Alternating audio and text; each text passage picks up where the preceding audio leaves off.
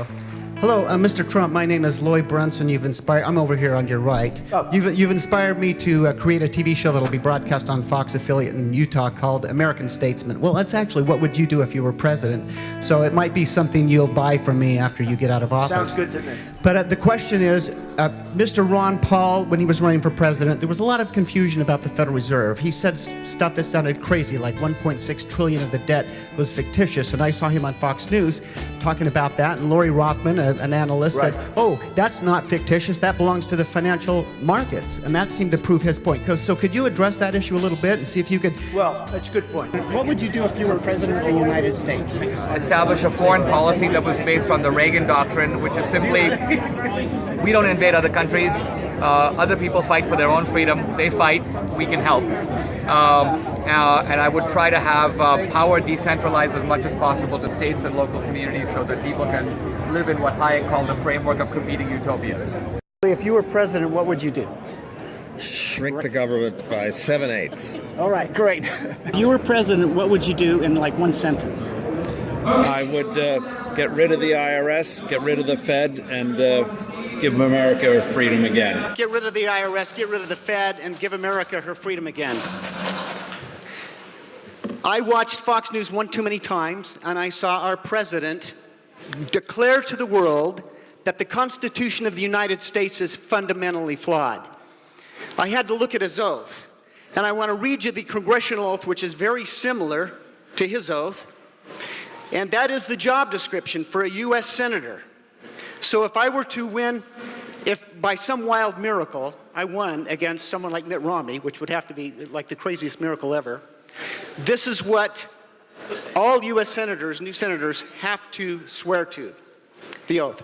I, Loy Brunson, do solemnly swear that I will support and defend the Constitution of the United States against all enemies, foreign and domestic, that I will bear true faith and allegiance to the same, that I take this obligation freely without any mental reservation or purpose of evasion, and that I will well and faithfully discharge the duties of the office in which I'm about to enter, so help me God. Did President Obama take an honest oath? When I read this, tears came to my eyes. I couldn't believe it. And it changed my life because from then on I felt I had to study the Constitution and understand it. I discovered that the Constitution is a contract, it's a compact with 7 articles, and the first 10 amendments are not just the Bill of Rights, but they are declared by Congress as further declaratory and restrictive clauses to the Constitution. The First Amendment, separation of church and state, we see people on television like Bill Maher say, what about the separation of church and state in the Constitution? Well, those words, as you know, do not exist in the Constitution. Amendment 2, the Second Amendment, it's not just about arms. If we refer to Article 1, Section 8, and we read the militia clause, we'll see that the Congress has the power to raise funds and discipline the militia. Well, who is the militia? Every able-bodied person that is capable of joining, every U.S. citizen joining the militia.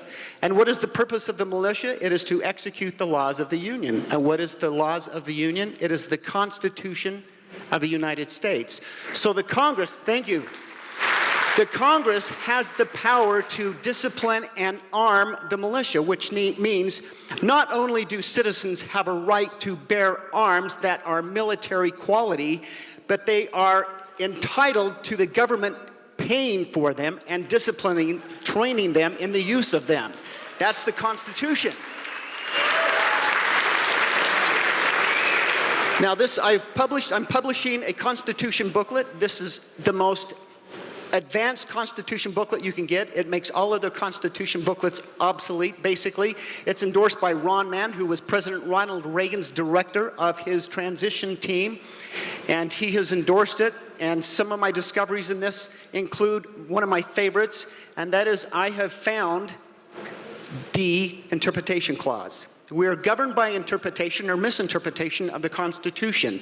And I found the clause that demands the Constitution only be interpreted in ways that align itself with the protection of our God-given unalienable rights. It is the 9th Amendment. Thank you.